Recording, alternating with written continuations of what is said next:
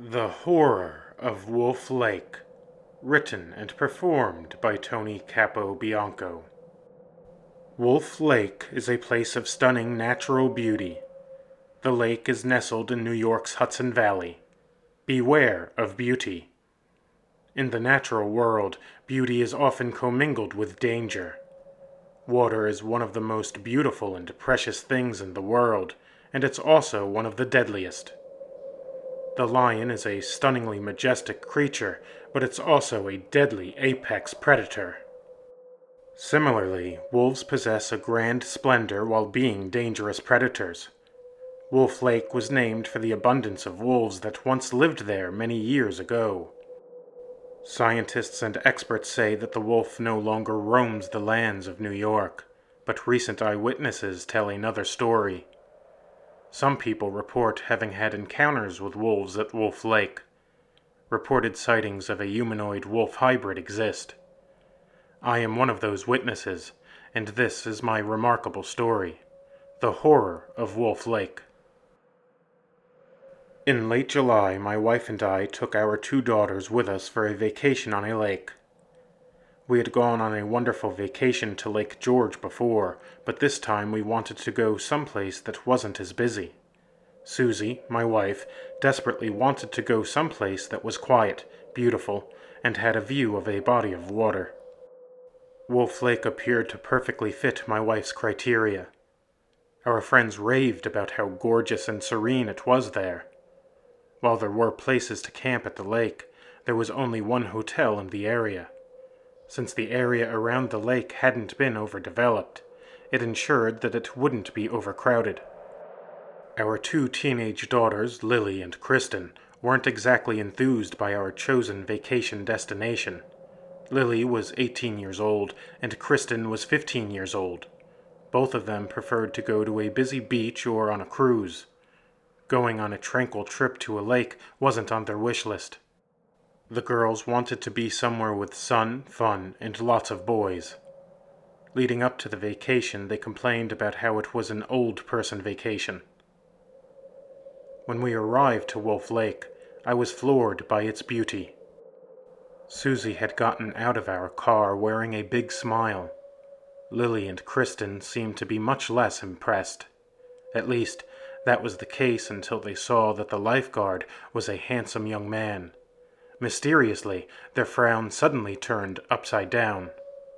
Excluding the solitary hotel, the entire area looked like it was a nature preserve. It must have been what it looked like 300 years ago. Tall, old-looking trees encircled the lake.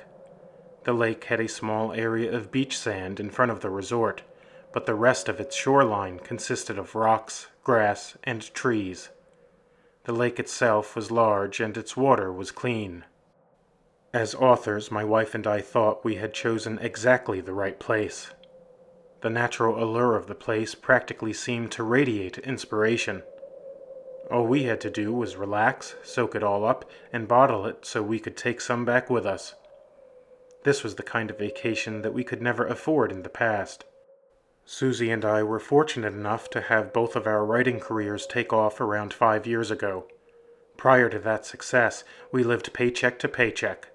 That's a tough way to live, but it's even tougher when you have 2 kids. After we settled in, the hotel manager took us on a tour. The hotel was themed to have a rustic 19th century appearance while still having all of the modern-day luxuries. Part of the reason that the theming was so authentic was because the oldest part of the hotel was in fact built in 1831. The expansion of the hotel had tripled its original size. Its modern comforts included Wi-Fi, a coffee shop, a bar, and an upscale restaurant. During the tour, one strange thing stood out. Contained in the oldest part of the hotel was a room made completely of silver. It was beautiful to look at, but it just seemed so bizarre. After we spent our first day lakeside, we returned to our room to take showers and get ready for the evening activities. On that first night, we ate our dinner at the hotel restaurant, and then we went outside to enjoy the bonfire. It was a gorgeous night. The sky was clear, the stars shone bright, and a half-moon brilliantly glowed. As we sat at a table, a singer covered songs by Frank Sinatra and Dean Martin. The guy was really good. Susie and I had had a couple of Long Island iced teas as we loved every moment of the show. I was wearing the shirt that my wife had bought me. The front of the shirt read, "You don't know Jack." Lily and Kristen were busy trying to flirt with boys from a distance. Susie and I looked at our daughters and chuckled. Howling was heard in the distance. The young man that had been stealing glances from Lily walked up to our table. He smiled at Lily and then looked at me and said, "Excuse me, aren't you somebody?" I folded my hands on the table and said, "I certainly hope so, because if I'm not, then I don't exist, and if I don't exist, then you'd better explain to me what the hell's going on." The handsome young man with blue eyes laughed and replied, "Good point. What I mean is, you look like a famous author. Are you Jack Williams?" I smiled and said, "I'm not sure about the famous part, but my name is Jack Williams, and I am an author." The young man nervously stepped a little closer and said, "How awesome is this? Mr. Williams, I loved The Vampire Lord. That's my favorite book. This is wild. I'm here with my parents, and never did I guess that I might see you here." Pointing towards my family, I replied, "As you can see, I'm also here with my family." The young man looked at Lily, and his face suddenly became flushed. He anxiously said, "I'm sorry for interrupting. I don't mean to impose, but would it be possible to get your autograph? I have your new book, The Source of Nightmares, back in my room. If I run up and grab it, would you sign it for me?" I took a sip from my drink and responded, "Sure, there's no rush. We're going to be sitting here for a while." In a dry voice, Lily interjected, "Want me to sign it for you too?" The nervous young man anxiously replied, "Yes, I'd like that." With that, he walked away and headed back into the hotel. During the entire exchange, I noted that Lily was agitated. I had a strong hunch as to the cause. She had been eyeing that boy all night. No doubt, she saw that he was looking at our table. She could have been feeling upset because she thought the good-looking guy was looking at her when he was really looking at the table because I'm somewhat famous. It's not that I thought that that's actually what happened, but I did believe that she thought that's what happened. Lily bit her lower lip and said, "This is just perfect. Ugh." I looked at Lily and said, "Honey, use it. Every moment is an opportunity. Take advantage of it." Lily's body became more tense as she responded, "Yeah, some opportunity. The guy's obviously here because he's a fan of yours. He was starstruck. How am I supposed to bridge the gap between your stardom with ordinary life?" I took a breath and replied, "Lily, look, just be yourself. You don't have to fill or bridge any perceived gap. Your mother and I are just ordinary people who happen to write for a living. You are an exceptional young woman. You're smart, intelligent, determined, and you have a big heart. If you think that this guy is cute, do something about it. You already made a move by asking him if he wanted you to sign my book. I saw the way that he looked at you. You made him nervous. It looked like he was more thunderstruck by you than he was starstruck by me. Work with that." Once again, I heard howling.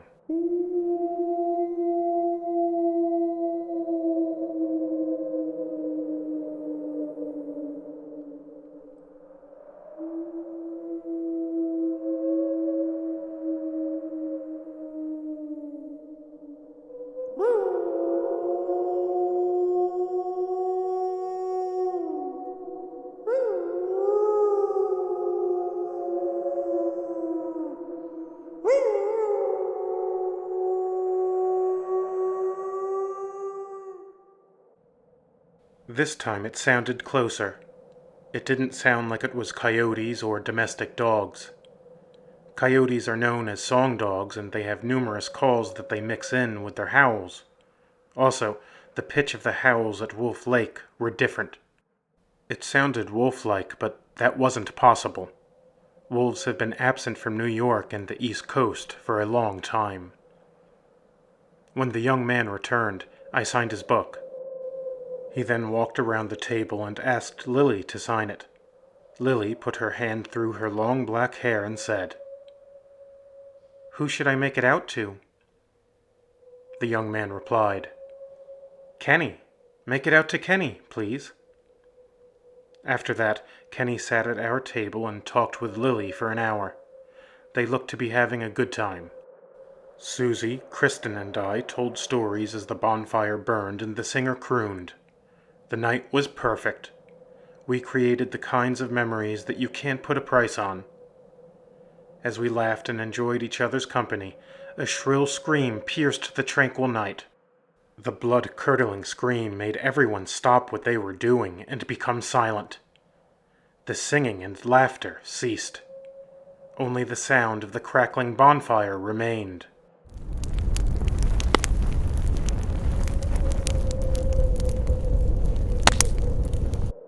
A second scream shattered the peaceful vibe of the evening. Both screams sounded like they had come from the other side of the lake. After the second scream came, a minute of silence followed. Then, the anxious silence was broken by a howl.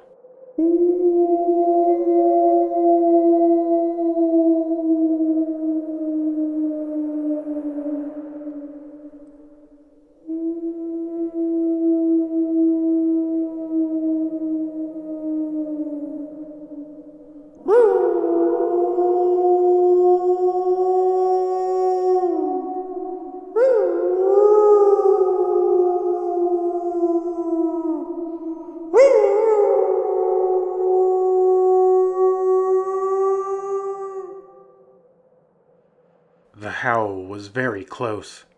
Whatever made that bone-chilling call sounded enormous. I had never heard anything like it in my life. Susie tightly squeezed my hand and said, "Jack, I'm going to take the girls back to the room."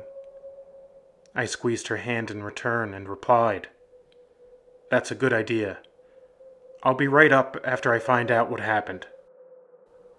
As Susie and the girls headed inside, I walked towards the lake to find out if I could see anything. The half-moon's reflection on the lake was broken up by something swimming across it. It looked too big to be a person. As it swam closer, goosebumps rose all over my body. Glowing yellow eyes were staring at me. The enormous head of a wolf-like creature was raised above the surface of the lake. Behind it followed at least 10 other wolf-like beasts. Stunned, some of the guests screamed and went into the hotel while others stood motionless. I had been in the latter camp. I was unable to move because my brain hadn't yet comprehended what my eyes were seeing. What we saw wasn't possible. There were no wolves in New York. Besides, even if some wolves had traveled here, these things weren't any known species of wolves. They were far too big to be wolves, and the howling didn't fit how wolves sound either. Were they werewolves? I almost couldn't ask myself that question because of how absurd it sounded. Any doubt that remained was soon devoured. The first wolf came ashore. It must have stood over 7 foot tall. It stood upright and howled at the moon.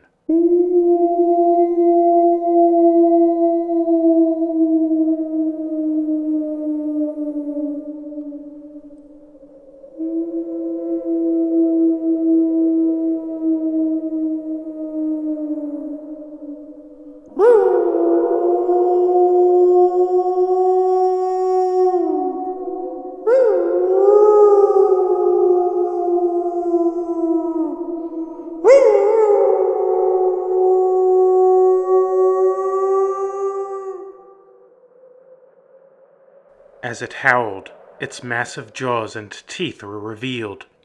This beast looked to be a hybrid of a man and a wolf, but it was much larger than both. There was no mistaking it. This was a werewolf. A pack of werewolves followed the largest one ashore. One member of the hotel had gotten halfway to the shoreline before he realized how dire the situation was. The man turned and ran back towards the hotel. It was too late. The biggest wolf quickly caught up with him. The werewolf mauled him within seconds. I raced into the hotel to get my family. As I ran, I heard more blood-curdling screams shriek into the night. The werewolves were mowing hotel staff members and guests down like they were blades of grass.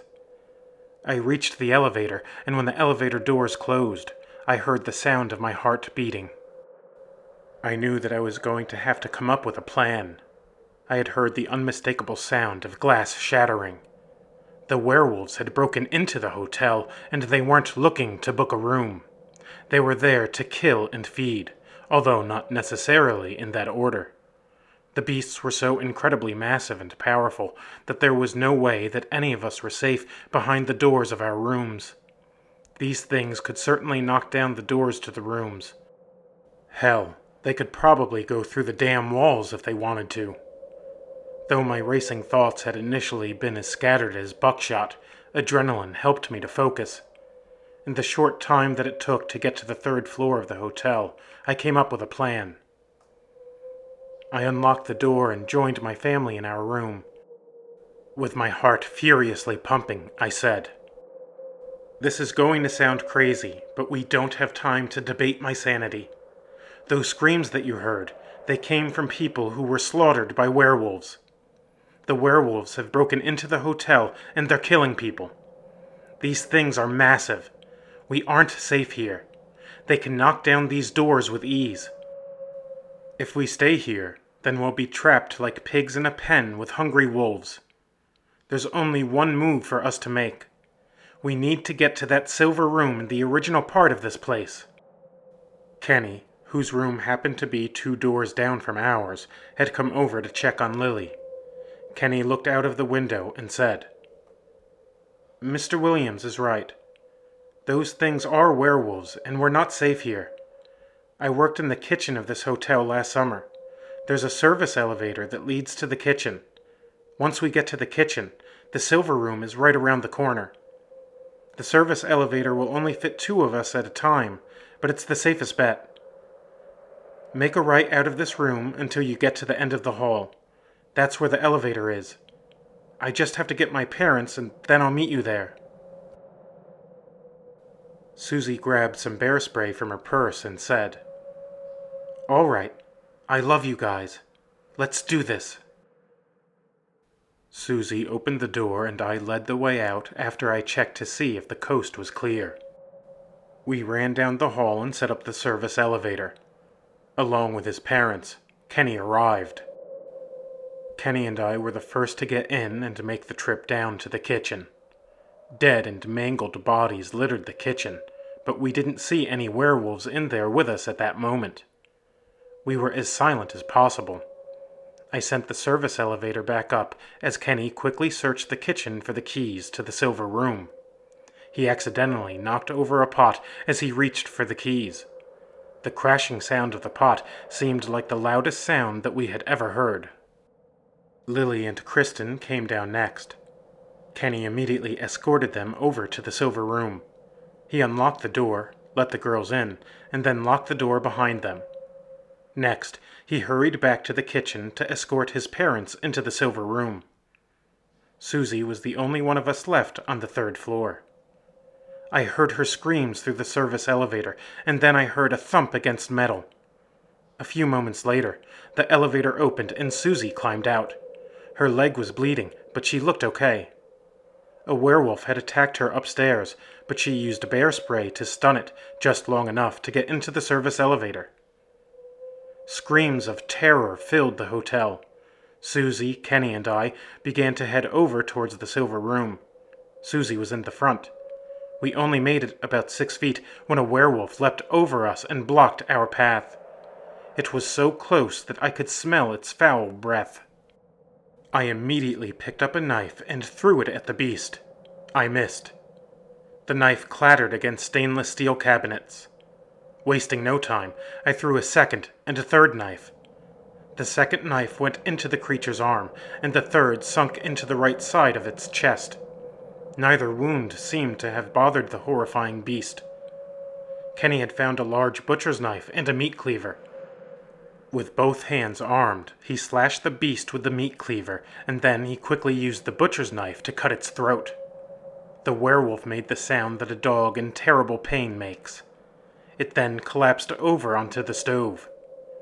Blood poured out as the werewolf remained dead still. We didn't pause more than a moment. We raced to the silver room. As we unlocked it, we heard the sound of large, heavy footsteps coming toward us. 2 large werewolves were only 10 yards away as we opened the door. The werewolves covered so much ground and moved so quickly that they were only inches away from us as we slammed the door shut. I locked the door as fast as humanly possible. Panting heavily, I sat on the floor and caught my breath. Lily, with a horrified expression, said, "Are we safe now? Can those things get in here?" Wiping sweat from my forehead, I replied, "Yes, sweetie, we're safe now. This room is made of silver, and those things are werewolves. Virtually all of the lore agreed that silver is their weakness. Not only that, but Kenny killed one of them. He must have used knives that were made of silver, because his knives did the job, while the knives that I threw had little impact." Susie wrapped her arms around me, looked at Kenny and said, "Now, let's talk about why there's a room made of silver here. I mean, I'm grateful that this room is here, but why is it here?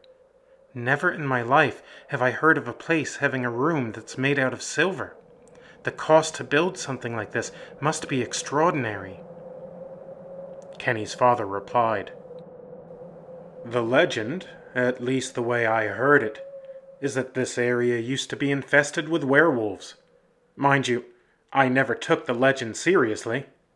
I always thought that they were little more than superstition and folklore. Obviously, I was wrong.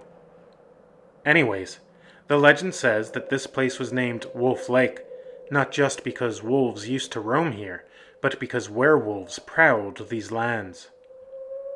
Jonathan Wellington was the wealthy man who built the original structure here. He built this silver room that we're in right now as a safe room. He wanted to have a panic room that was werewolf-proof. Supposedly, he built this room so he and his men could have a place to hunker down at night after they went hunting. Over the course of several years, they stayed here as they exterminated the dangerous supernatural beasts." My eyes widened as I said, "Well, I think we owe Mr. Wellington a debt of gratitude." As he smirked, Kenny said to me, "I bet you never thought that you'd be in one of your books." I replied, "No, Kenny. As a matter of fact, I did not." We sat in that beautiful silver room from 1 a.m. until a few hours after the sun came up. The power had gone out sometime during the werewolf attack. There was virtually no cell phone signal here, and once the Wi-Fi went out along with the power, we were all completely isolated. There was no way to call for help. Stepping outside of the silver room, we saw the full extent of the carnage. The remains of the bodies resembled what I imagined the wreckage of a plane crash would look like. Only in this case, the bodies had been eaten. Very little flesh remained on the victims. It was the most grisly sight that I had ever seen. Kenny's parents and my daughters vomited when they saw the hellish scene. We were the only survivors. We drove to the police station and told them what had happened. They didn't believe us. Law enforcement and local officials held a press conference and told a very different story. They asserted that a family of black bears had either been infected with rabies or gotten into a large stash of cocaine and then gone on a rampage. It didn't take long for headlines such as, "Cocaine Bears Massacre Posh Resort Guests" to go viral. One cable news headline read, Famous horror author almost eaten by rabid cocaine bears. The loss of life was horrific. The beautiful vacation had turned deadly. I think that we will all need to receive help for managing PTSD. Only a week has passed since that terrible night. Although we survived the horror of Wolf Lake, I worry that the story isn't over. Susie was bitten by a werewolf and she's noticed some alarming things since then. She feels different. It's not only that she feels different in the sense that she experienced a traumatic event, but she feels different on a fundamental level. Her hearing has become much more sensitive. She can now hear whispers from across the house. Her eyesight has greatly improved as well. Another significant change is that she has become more active at night. I've been looking up werewolf lore to learn what I can. Much of the lore states that a person can become a werewolf by being scratched or bitten by one. If that's the case, we have to search for a cure, or at least find a way to safely live with the supernatural condition. I sense that we have a long road ahead of us, but we'll travel it together.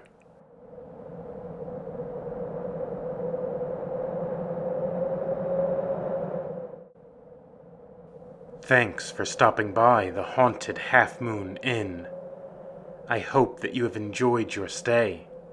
Before you go, please put a wooden stake through the like button and leave a comment for the spirits to read. If you did enjoy your time with us, subscribe to this undead channel. Doing those little things really helps me to reach more souls. The world is sick and hurting. It needs more horror. Help me to heal the world through horror. Together, we can haunt this world one home at a time. And always remember, just because you don't see them doesn't mean that they aren't there.